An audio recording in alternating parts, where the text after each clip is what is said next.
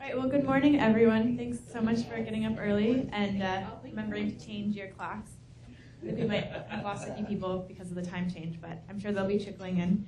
To start the conference today, we have Carrie, Griffin, Basas, and who's going to give us a crash course on disability rights.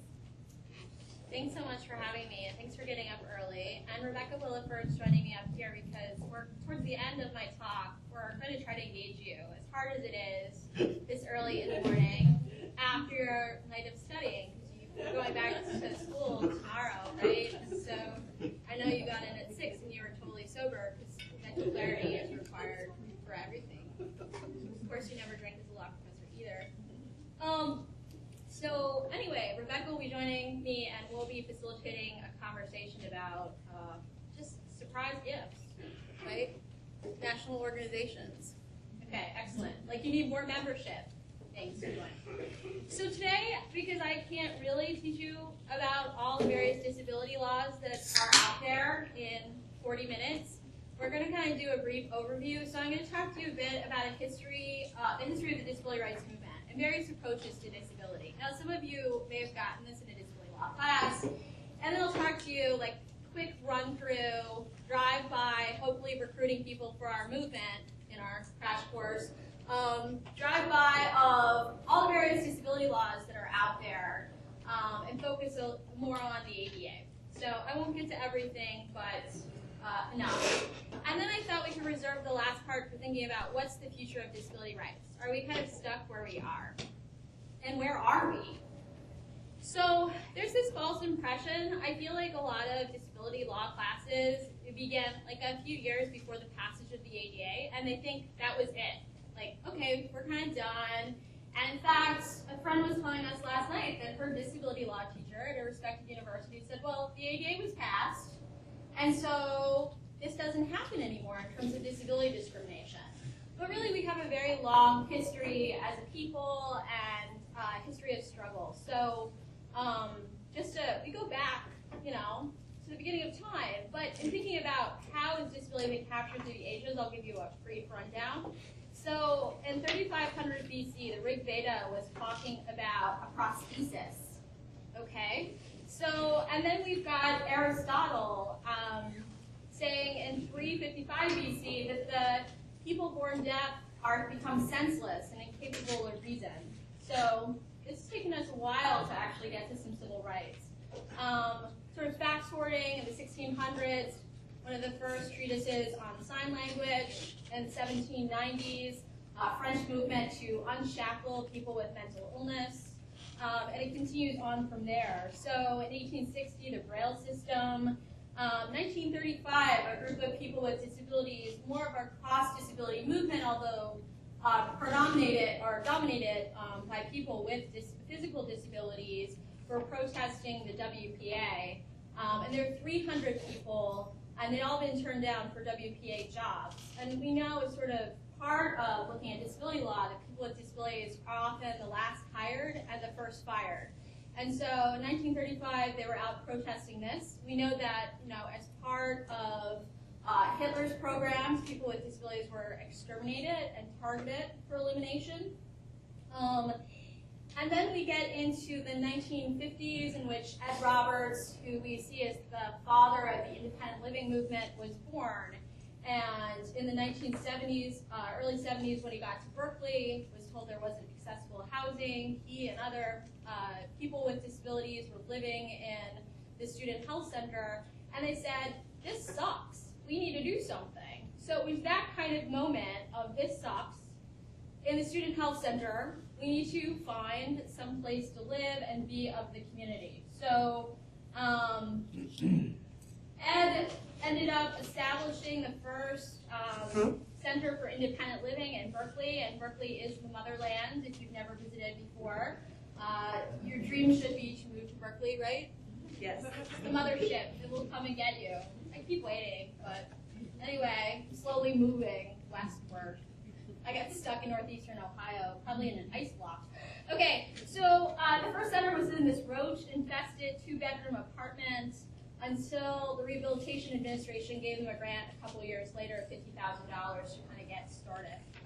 So let me sort of fast forward, and you may have heard about the protests in the late 70s, HEW, a group of people with disabilities, protesting because Califano refused to sign Section 504, and people lived there in protest for almost a month, and it became the longest sit-in of a federal building to date. And then 504 was finally signed, and we know that Section 504 of the Rehab Act, and the Rehab Act itself, and the Civil Rights Acts the Civil Rights Acts became models for the ADA. So, and then we had this big build-up, protests about having a deaf president at Gallaudet, and then a build-up to the ADA itself. So, and struggles there, but a lot of compromises that we can talk about that really affected people with disabilities, but it was a bipartisan effort. There needed to be buy-in from the business community. So even with that, even what, from our perspective, maybe compromises, a lot of people greeted it as kind of a utopian vision that predated any sort of societal change, tangible change. So we were kind of in a position where we had an act passed that was maybe not fully of the time and of all the people, instead of having this violent struggle, say, with other civil rights movements, and then finally getting some change and going back to that struggle and years of tension and resistance. So then after that we had the UN Convention, and I think some of the panelists mentioned yesterday that we have not ratified it through the Senate, but as a country we seem supportive of it. So I think it's really important to understand how disability rights was really informed by other civil rights movements and continues to be. And sometimes we exist in isolation, which could be a problem for us. I want to talk a bit about the complexities of disability rights, and they're things that are familiar to you. We have various models of disability. Have you guys heard about the various models of disability? Probably. So like medical, charitable, social, all familiar? Okay, so we're good. We can just move on to the end. So we have these various approaches to disability, and you can probably divide up your day based on how people react to you, although they're always hybrid. So the medical model, like you're broke, we'll try to fix you. If we can't fix you, we'll probably put you into the public benefit system, but don't expect too much. Okay, so that's the medical model briefly from a cranky law professor. The charitable one is we really want to help you, and we'll often give you things that you can't really use that actually make your life more difficult. Like people with me are always trying. I have a friend who's an autoimmune disorder, and like people are always giving her like half-used drinks at Starbucks. I mean, it's sort of like, here's our handout. I didn't want this, and I didn't fully finish drinking this. So maybe you would benefit from having some caffeine. I don't know. I'm not really sure what the curative effects are. People are always like moving physical obstacles in my way, as in a helpful gesture. Like, let me just move that chair out right in front of you. Thanks. I'll just hop over you to get to it. So things you really didn't need. I had a student, I've had many students who have mental illness, and one of my students went to the student health center and was told you just need to pray and get some friends and you'll be better. And so sort of putting that baggage is kind of your fault. But we'll try to help you. But there are limits to how much we'll try to help you, and they are really sort of confined by how it's going to make us feel as people without disabilities. So there's the charitable model, and then the civil rights model is this idea that we sort of do have a minority experience, and we do have a varied population, but we sort of hang together on our basis of discrimination, of being stigmatized, of being marginalized. And that can be a strength for us, but it's also one of the difficulties. And there is this sort of model beyond civil rights of thinking, how do these things go together? Because clearly just having a civil rights perspective will never be enough. I mean, we need health insurance, we need assistance sometimes from others, and that's not to be stigmatized. So we shouldn't have this idea that everyone is just going to be able to go out and get a full-time professional job and live in this autonomous kind of way, but with pride. So I think some of the things we talked about at this conference would really, get to where we are with disability rights law and the future of it. I think part of it, at least what I've seen in myself and with my students, is there's always a struggle with being out and how much of this is going to be part of your identity, especially when you're back home alone and you don't have the same kind of community and you aren't at the mothership of Berkeley, where you get smooched to the front of the line or like various things happen, in the spirit of the ADA. And we're a really diverse community. We have different experiences. We've come to disability in different ways. Our understanding and the role it plays in our lives is different.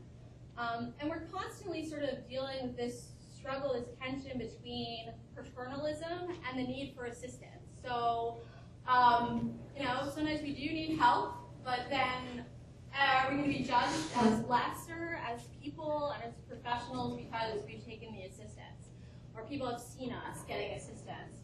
And I think there's just downright resistance to the ADA. I mean, I have colleagues all the time, and I've taught at a number of law schools now, who just tell me, I like you, and you have a disability, you know, sort of a syllogism. Although then it stops and says, but I'm not really sure I like that there's a student who needs accommodations, who needs time and a half or double time. That seems excessive to me. Don't you think so too? So it puts you in a situation where you're like, well, I don't know that student, and do I need to agree with you in order to fit in? And I don't agree with them in that moment, but they're having a hard time. So there's always this tension to sort of sort us, and there are the good Crips and the bad Crips. And the people don't want to be called Crips at all. But anyway, so, you know, there's this kind of tension, and it happens within our community and happens when we interact with other people who might want to elevate us and sort of subjugate other people. So just kind of, you know, that's a sort of brief overview of our various approaches to disability that you see active every day in your lives, I'm sure. When we think about other laws besides the ADA that have really been kind of life-changing for people with disabilities, improvements in telecommunications and accessibility there. The Chafee Amendment, making your textbooks, in theory, accessible and readily available to you, although that never really seems to happen. But it's the vision of the Chafee Amendment. You know, Help America Vote Act. You know, the fact that you can go and vote for the candidate of your choice, and you don't need to take mommy or daddy to do it. And they don't have, you know, you can get some confirmation that you independently voted and someone wasn't using your vote for a second free one. You know, the Affordable Care Act, really expanding, or should expand, our rights and access to health care for the first time. We're being considered more as a minority population in health disparities research. And that's something big because, you know, for a long time, people with disabilities have been excluded from public health models. The states in which we live are the least desirable states. So if we were doing our job right with health care, no one would ever be disabled is this kind of model. But now we're saying, well, you know, people with disabilities are not just sort of one kind of experience, and that, you know, we also have to realize that people with disabilities have intersecting experiences and may show up in some of our other minority populations, and often do. And there's a link between poverty and disability. So this is really clearly an expansion. You know, the Air Carrier Access Act, which allowed so many of us to get here, although we've been abandoned somewhere along the way, or had something broken, or been mistreated, or had to go to the bathroom for a really long time and no one attended to you, but we've got an act there to deal with those kinds of things. And, you know, I don't want to leave out benefits laws, because so many benefits laws, whether it's Social Security, Medicare, Medicaid, whether we think about, you know, vocational rehabilitation as an extension of that, have allowed us to get where we are as lawyers and law students with disabilities, and there's absolutely no shame in that. And it's, you know, for those of us who didn't have a lot of money, like for me, you know, it helped me get through college. And also, if you've ever had them come after you for taking benefits and not spending all of your money, you know, you become a better self-advocate for, you know, getting the services and the response that you need out of the system. We also have a whole system of state disability laws that mirror the ADA. So some of them went further and became models for the ADA Amendments Act of 2008, which sort of turned around the tide with the ADA, because so many ADA cases were losers, and we really couldn't get people with and without disabilities to do disability law. You just couldn't win cases. You couldn't make money off of it. You had to hope that you were in a state that had better laws. So I think it's kind of interesting. I mean, I had a student this semester say, like, I didn't realize I was joining a movement and taking a disability law class. And she wasn't really protesting, but it was kind of like, she's like, oh, so what do we do now? And, you know, we had the Amendments Act, which largely addressed the issues of employment discrimination, because some of you know that what really didn't work about the ADA was people's cases were getting kicked out because they didn't meet the definition of disability. And they were all definitions of disability that we've encompassed in this room. So it was absolutely ridiculous. We never really got to kind of looking at, analyzing the rest of the components of the statute. So the ADA Amendments Act came, broadened the definition of disability, and now we should see more action, and we are, in sort of looking at the rest of the statute, especially under the employment provisions. I think there are, some issues too about how do we even stick together? I mean, it would be a falsehood to say that we all like one another, and it'd also be a falsehood to say that we all understand one another's experience. And you get some of that in society, like, you have a disability, so I'm sure at least 90% of the people in this room, you have a disability, and somebody says, so do you know so-and-so? And sometimes you might, right? Because you come here or something like that. You're like, no, who is so-and-so? And they're like, oh, they also have a disability. You're like, no, there's not like a bat signal. We didn't all communicate with one another. We don't all secretly gather at some point. Well, just once a year. So, but, so there's this idea that, and sometimes our resistance to that of being sort of lumped with everyone else and really having to wear that all the time means that it is harder for us to sort of hang together. I also think we have a real issue as to, like, what do we organize around? What issues matter to us? We're at different stages. We want different things out of our careers. Not all of us, as we've said countless times this weekend, want to do disability law. Not all of us, want the same sorts of lives and the same sorts of work-life balance. And we also need to be really honest as to what are our strengths of our community, where can we go from these sorts of positions, what is it that we should be working on next. And I guess in that mix, we also need to think about our limitations. Because one real issue, and this is true of other movements as well, is that we have really limited time, we have really limited resources. As a people, if you buy into my civil rights model, we're largely poor, we're underemployed, and unemployed. And by underemployed, I mean, our credentials far exceed usually the jobs that we get. And there are real problems with promotion. I had a friend at DOJ who would often joke that our community would be a lot better if people would just get rich and give back. So instead, we just end up in this position where we're like slightly better than poor. And we are a lot better off in this room than most people who are going through similar issues in so many ways. But his idea was we would just all get rich, and then like for some significant portion, we would vest you with the responsibility of getting super duper filthy mega rich, like on MTV Cribs or something like that, and then you would give back to the community as part of that, right? I'm not sure that really happens and that model would really work, but we could try it, right? There's no harm in trying the super duper rich. We put you on the super duper rich track, and you could get mainstream success. That would might help us all. But besides that, what are sort of our limitations in doing some organizing? So I thought that what we could do is, and I'll tell you what some of my concerns are, and then we'll sort of transition to talking with Rebecca about what could we do in our particular community here. What kind of work, I mean, you all will be talking about this as student leaders working together, but what could we do situating our work in sort of a larger advocacy for disability law and disability rights change? So here are some of my curmudgeonly concerns.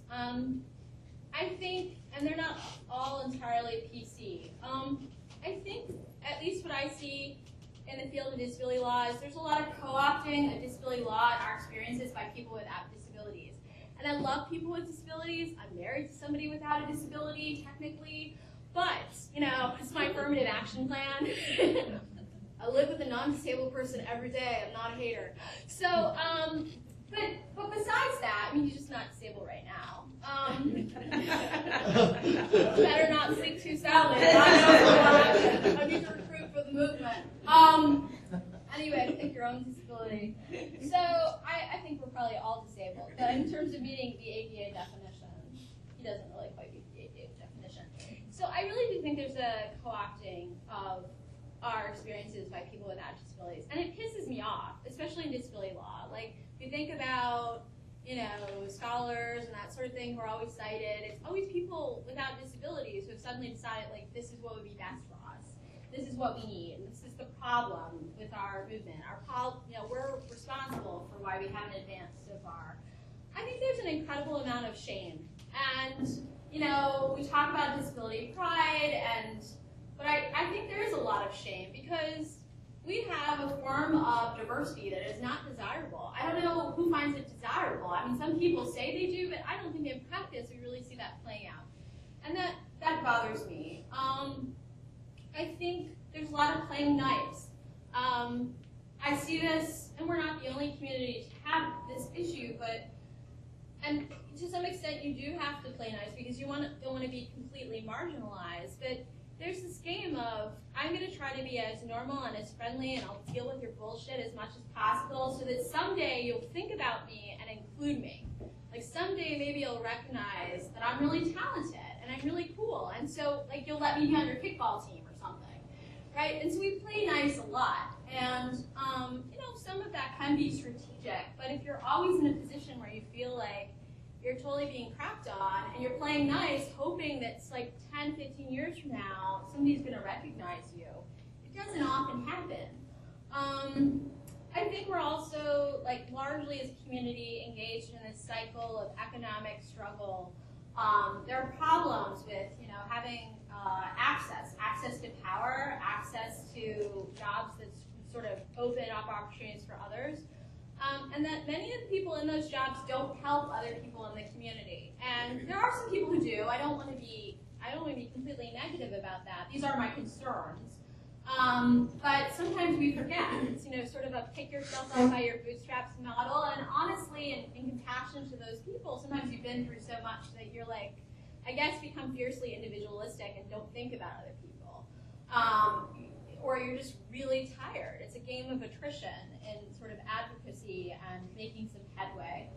And I think that we're still pretty hidden. I mean, I realize a number of people in this room have very visible disabilities that people respond to all the time, but I'm talking more as kind of a movement, as being hidden. And I think those of us who have non-apparent disabilities or have non-apparent disabilities in addition to visible disabilities, there's a sense of legitimacy and problems with legitimacy as to what we're actually struggling against in society and in this profession, which is really not designed for disability in so many ways.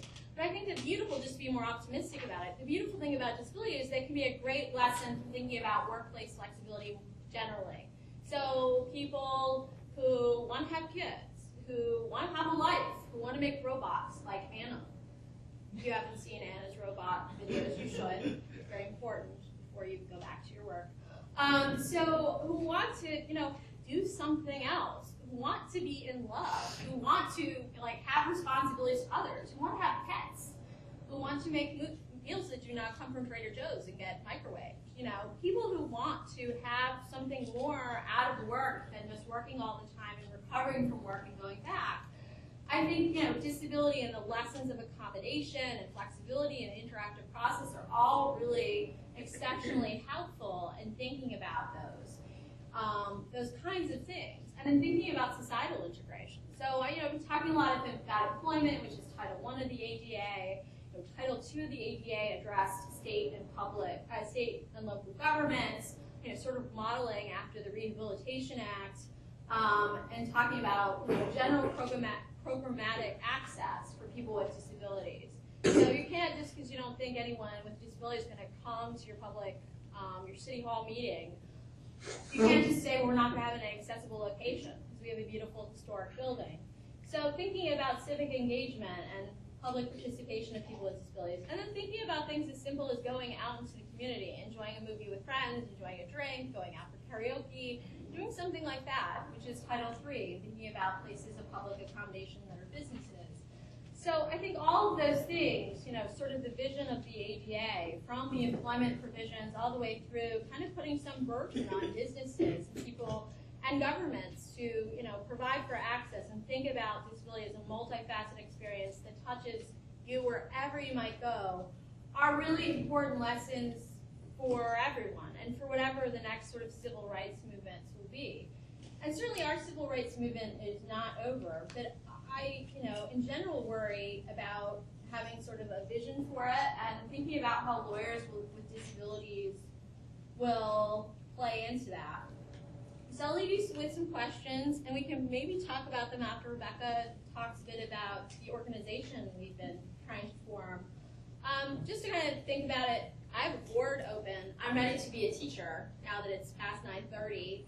I can exercise my craft and write on the board.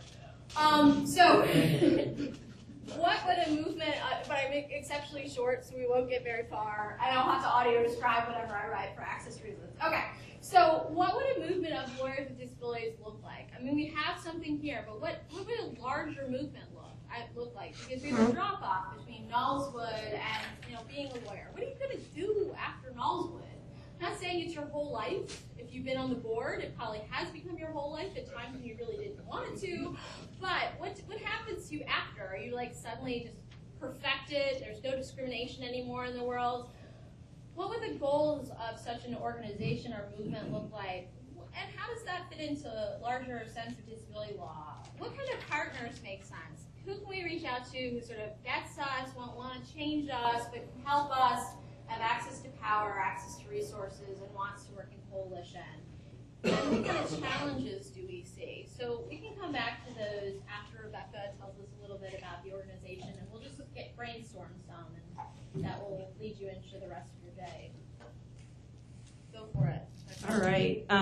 So we have exciting news, which is that we are finally getting organized legally. So what's happening now is we've actually been talking about this for a few years now and trying to figure out what makes the most sense in terms of a corporate structure to sort of solidify NALSWD and sort of give it legs to move forward. And several years ago when I was president of NALSWD, we were looking at just incorporating NALSWD as a 501c3 nonprofit, and the tax attorneys at Morrison and Forrester, or it's MoFo for court for part. So literally, they call themselves MoFo. So it's not a pejorative word. Such a MoFo. Anyway, the attorneys in San Francisco are happy to do pro bono incorporation work, but what we realized in talking to folks like Brett Steele and other alums and Carrie, and there was a group of attorneys in North Carolina and the Bay Area, and then a group of NALSWD alums, and all of these groups of attorneys with disabilities were trying to organize. And we, in talking with Beth and the board, we said, doesn't it make sense to create like this sort of, mothership organization that is a National Disability Bar Association that is a group of lawyers with disabilities, but also includes NALSWD. And so we then began to research all the different affinity bar associations in the country. And surprise, surprise, lawyers with disabilities are about the last group out there to organize. Anyway, long story short, what we're looking to do now is create an organization where NALSWD basically functions exactly as you're functioning right now. But we created this National Disability Bar Association that is a 501c6 organization with a supporting 501c3 National Disability Bar Foundation. And the C3 is able to raise money for the C6. We've been talking with a couple different attorneys about this tax structure, and it seems kosher, and it seems like it's worked really well, especially for the National LGBT Bar Association. This is the structure that they've got going. And they also have a student arm, and I sat in on one of their meetings over the summer, and it seems to work well, and I'm a very sort of like student governance. Students should run themselves. You don't need like fussy grown-ups telling you what to do. But so just know that like I've got those interests like very much at heart, because I think it's really important for law students to have autonomy. So that's what we're looking at doing now, and we haven't filed any any paperwork yet, but we're gearing up to do that. We would probably incorporate in California because that's we've got a critical mass of folks there, and MoFo can actually only incorporate us in California. We just learned, so it hopefully all works out I well. was hoping for Delaware, so we can go corporate.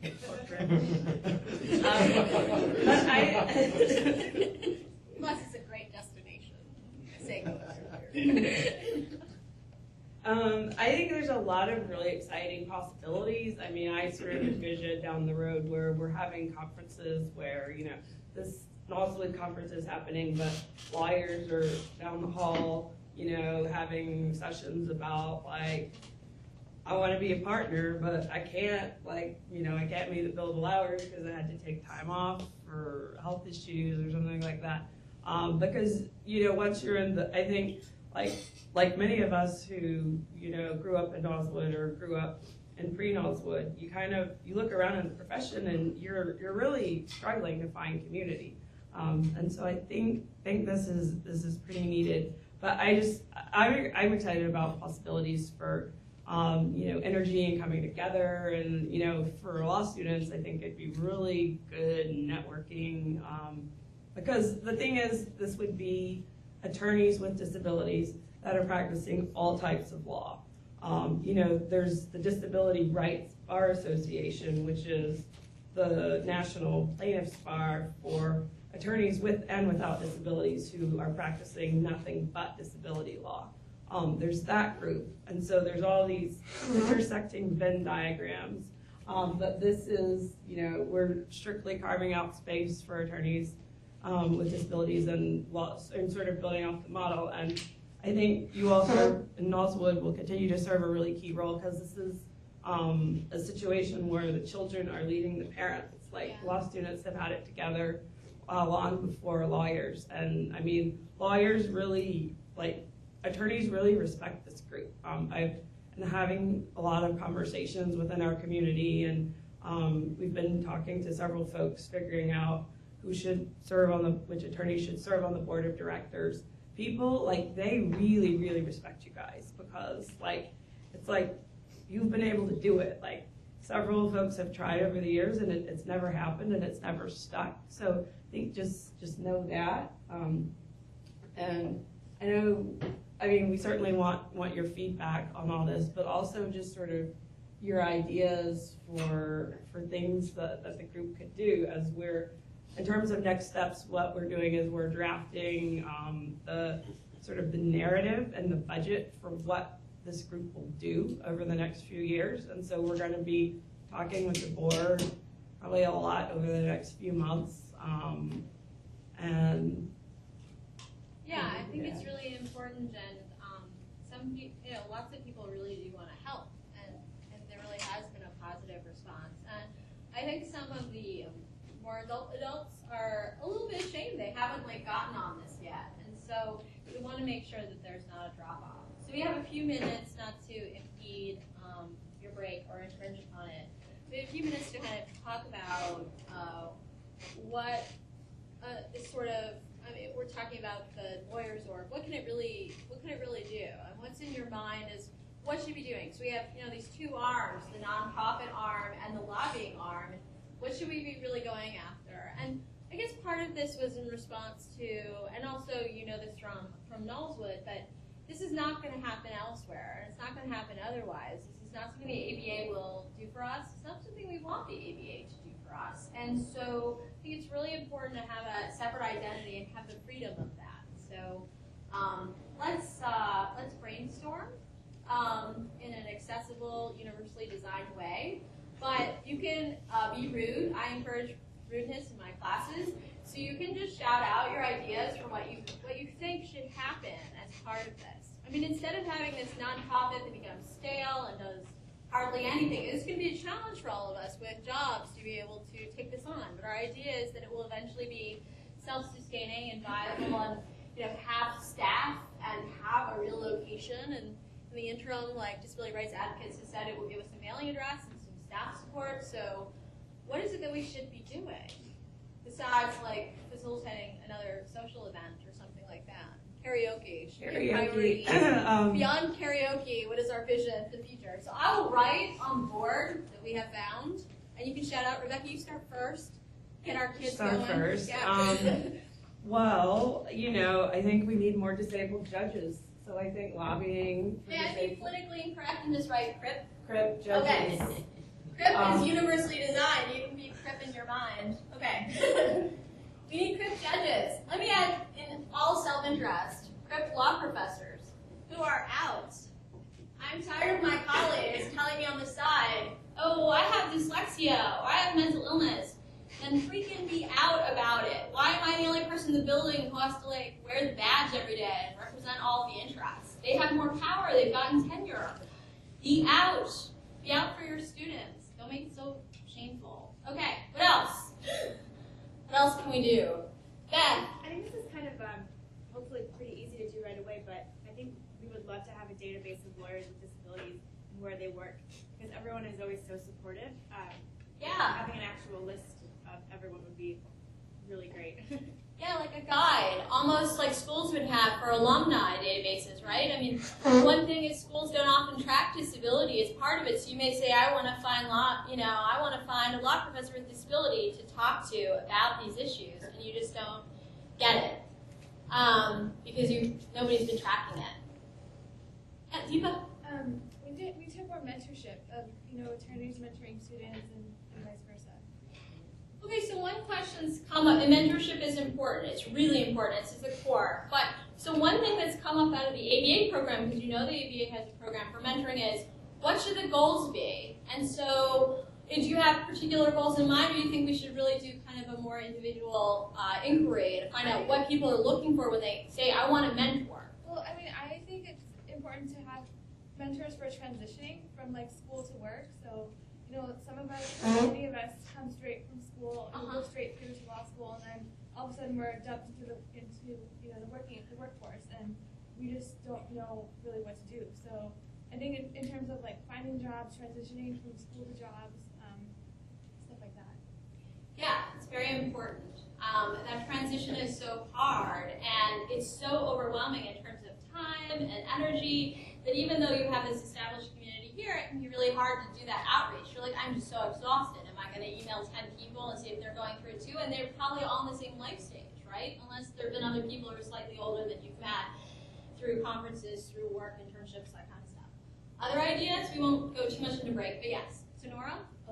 It'd be great if, I know a lot of like the other minority organizations, so they have the main national organization, and then they have little regional organizations that at each school or each larger school where they have, a larger population, they have, kind of a flagship organization at that school, and that school hosts events for that area. I mean, it would just be amazing to have a network all over, each region, network of different clubs at schools, small schools, and then bigger in the state, and then have an awesome national convention where we have people from every state. Yeah, I mean, and really, Rebecca went to see the National LGBT Bar Association. They have such a great model. It's taken a long time to develop, so not everything is just like add water to your powder and go. But I have to say that Lavender OClock puts the disability community to shame, and I really hope that we get there one day, because the energy and the attendance it was incredible. I went to their conference over the summer, and I was shadowing their executive director and just sort of learning about how they have made this work. And they've been around for more than 20 years.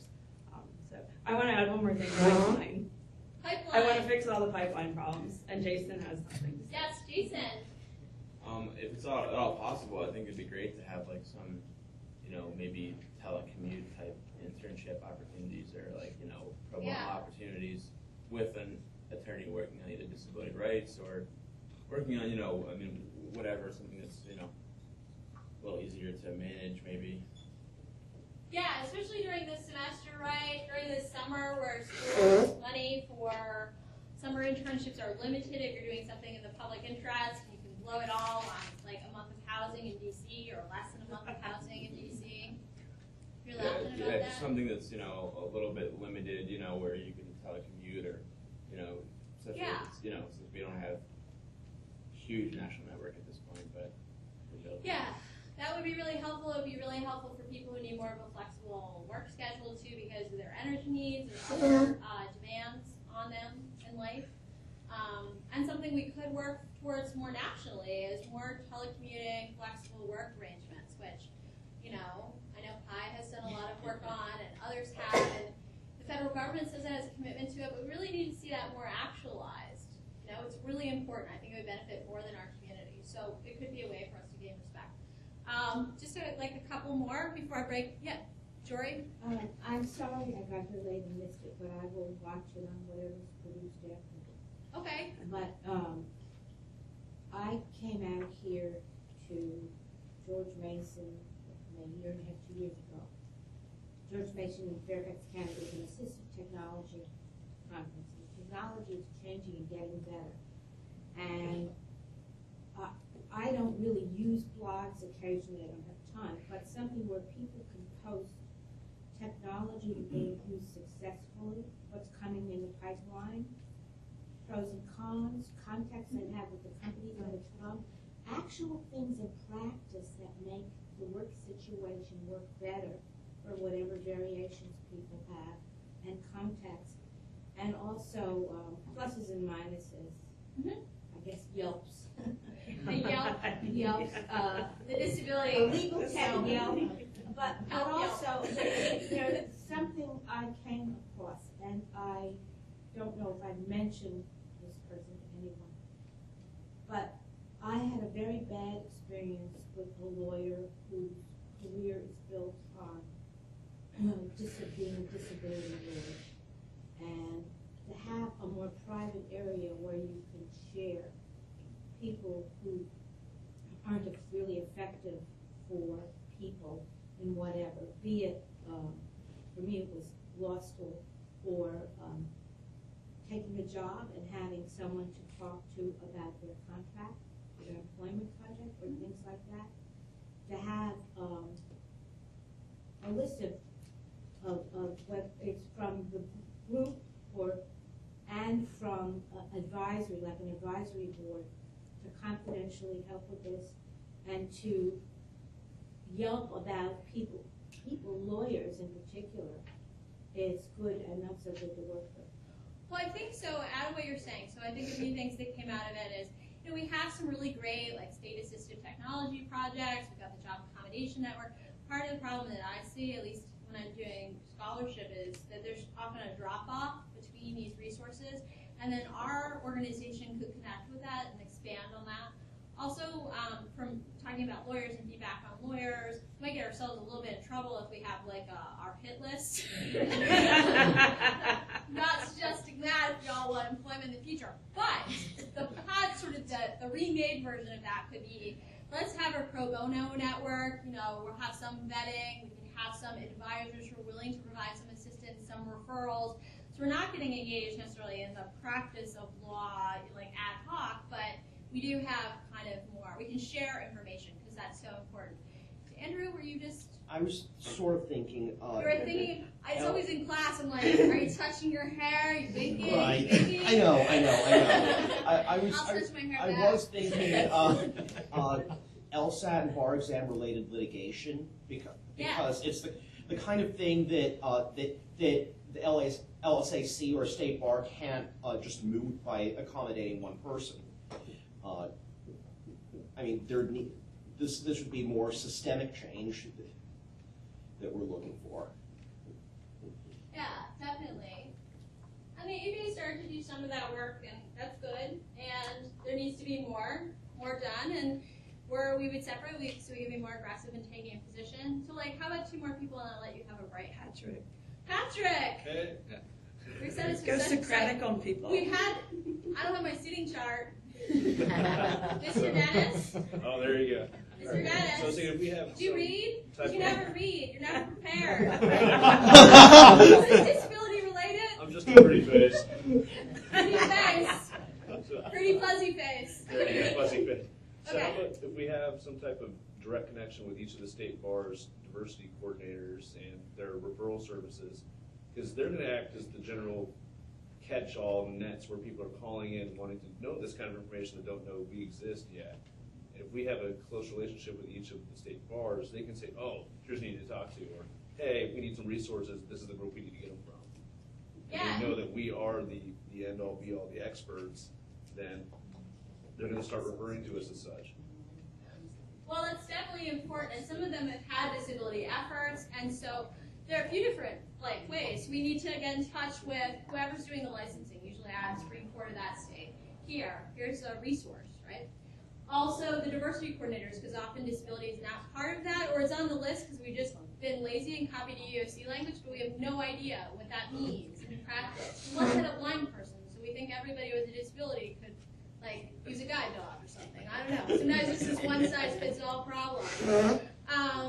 And so we need to we could do some training of them as well, but develop relationships that could build our reputation and also be really useful when we want to push for more change. Exactly. So I'm going to try to spread it around. So I had dinner with you, but you were down at the end of the table, and I never caught your name. One more? Me? Oh, there? Yeah. Oh, Erica. Erica! From Albany? From New Jersey, going to Albany. Going to Albany. Okay. I was actually going to just add on to that and say maybe connections or some sort of database of each law school's Office of Disability Support or Accommodations or Student Advocate. There aren't that many law schools in the country, and I think that, it's something that I think some of us would be willing to do. I don't mind calling all law schools in New York, for example, and just getting a name and a contact in case if somebody's interested in applying. We can list on the listserv or on the website and say, oh, I'm interested in Albany Law School, I should call this person and see what's up. So maybe it's something like that, but it's something we could add to. So we could connect it with our networking database, our alumni database kind of thing. So instead of just hearing the party line on how accessible we are and I'm the person you talk to, you could maybe have some people who have actually had to deal with the accommodations of that school or deal with particular sets of professors who may or may not be as open to it as we espouse to be. So that's a good way to sort of add to that information. We don't have to recreate the wheel, but there's more that we can add to it. Do we have time for any more? Should we cut it off? I have a real quick And Jason is adding to her. Yes. Which is to try and get someone in every state, not every law school, but every state, who will actually go to the state capitol and make the actual contact with if the bar examiners have a rep, with actual people, like having lunch or something, because I know in Albany, which is horrible, considered the worst state government, that, it's all people knowing people. So if we have people who actually go up to the state capitol and find out who's who, and that will help those people learn about the organization. It will. So I think we need to do the state organizing. I know there's some other hands, and I trust that I can be rude to you because I know you. So anybody who has additional ideas, information, should just come and talk to us about it, or email us, or Facebook us, or whatever. I don't want to cut too much into the rest of your program. But this is a great start to things, and of course we're going to keep talking about it, and we just need to get through sort of the administrative stuff first. So thanks so much for having me today and for brainstorming with us. You were a very good class, and there was no reading, so even better.